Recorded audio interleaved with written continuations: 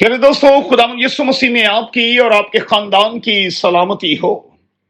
आइए खुदा के कलाम में एक कदम और आगे बढ़ें। अपने सामने रखें कलसात की किताब, उसका दूसरा बाब और उसकी 10वीं आयत। आज सुबह के लिए हमारा मजमून होगा, we choose to sin rather than obey God. कलसात की किताब पुराने अहदनामे की 7वीं किताब कहलाती है। इस किताब के 21 बाब और इसकी 618 आयात हैं। किताब में 400 साल की तारीख कलमबंद है।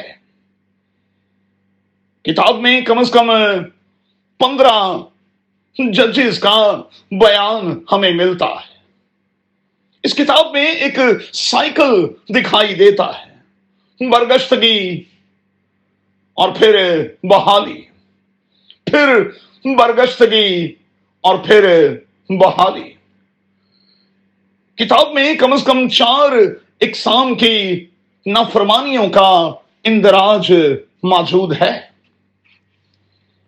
पहली, डिलेड ओबीडियंस, ताखीर के साथ एतात, ताखीर के साथ हुक्म मानना। अच्छा, कितनी बार हमें इल्म भी होता है कि जो कर रहे हैं गलत है, मगर तो भी उस हरकत, उस काम से बाहर आने में हम पता नहीं क्यों ताखीर बरतते रहते हैं, ताखीरी हरबे इख्तियार करते रहते हैं। अच्छा, अपने आप से सवाल करें, ताखीर के साथ मैं और आप खुदा की आवाज को क्यों सुनते हैं? हम उसे इंसानी नजर से बुरा क्यों नहीं समझ रहे होते? उसके करने के हवाले से हमारे पास दलील क्या होती है और हम खुद को क्या तसल्ली देते रहते हैं? क्या हमने कभी महसूस किया कि हम पूरे तौर पर इब्लीस के शिकंजे में हैं, जब भी तो निकल नहीं पा रहे? दूसरा है सिलेक्टिव ओबीडियंस, मुंतखब अतात। कुछ एरिया में प्यारे दोस्तों हम सख्त होते हैं, कुछ में चल चला वाला मामला होता है। इसकी एक मिसाल हमें कज़ात की किताब के पहले बाब की 28वीं आयत में मिलती है। मेहरबानी से इसे जरूर चेक कीजिएगा और इस पर गौर कीजिएगा। तीसरा है रीडिफाइंड ओबीडियंस, एतात की तशरीह करना, आर्ग्यू में पड़ जाना, अपनी अपनी तशरीहात झाड़ते रहना। मतलब